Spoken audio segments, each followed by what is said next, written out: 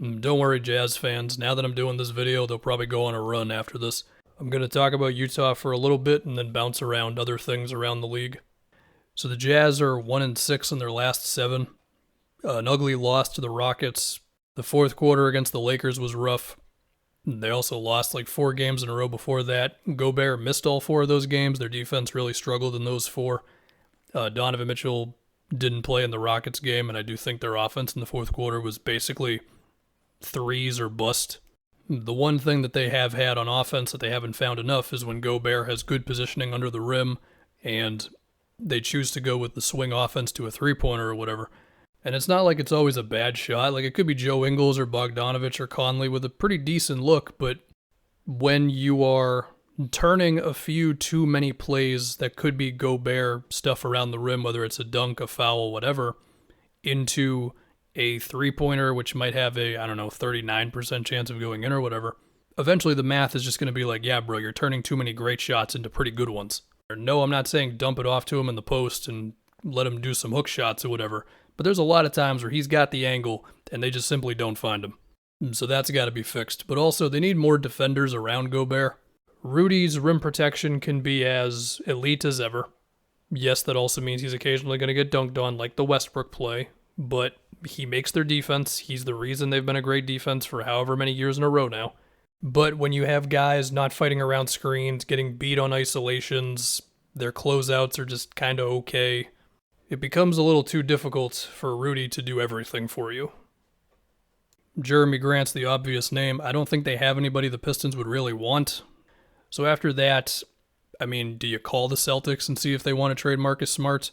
However, if you're going to take on a defender who's not as good of a shooter, then that could put a dent into your offense. And the reason their offense is so good is because it's so much shooting around Gobert, plus Donovan Mitchell who can bail you out of whatever you need.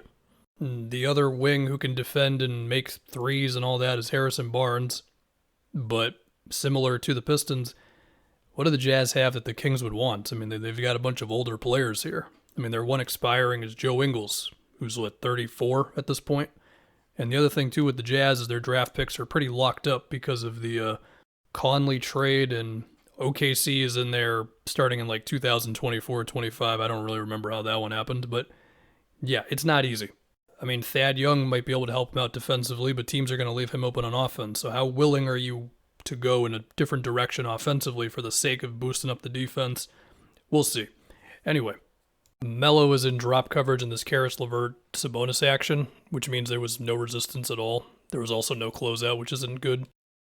Karis LeVert rejected that screen. He also does it again here, and he just goes at Melo one-on-one. Not much rim protection. And then we had this Carmelo possession, and the only thing that I can guess happened here, it's obvious. It's a miscommunication. To me, LeBron's calling for the switch on THT. Maybe Melo thought that was for him. And so as the pass goes, he's going over here. I think he's believing that Malik Monk is going to switch there. But instead, it's just, it's that. Embiid had, 20 in the first quarter, 50 in the game, 50 in 27 minutes. Hopefully they find a Ben Simmons trade by this year. Or Simmons actually comes back, as doubtful as that seems right now.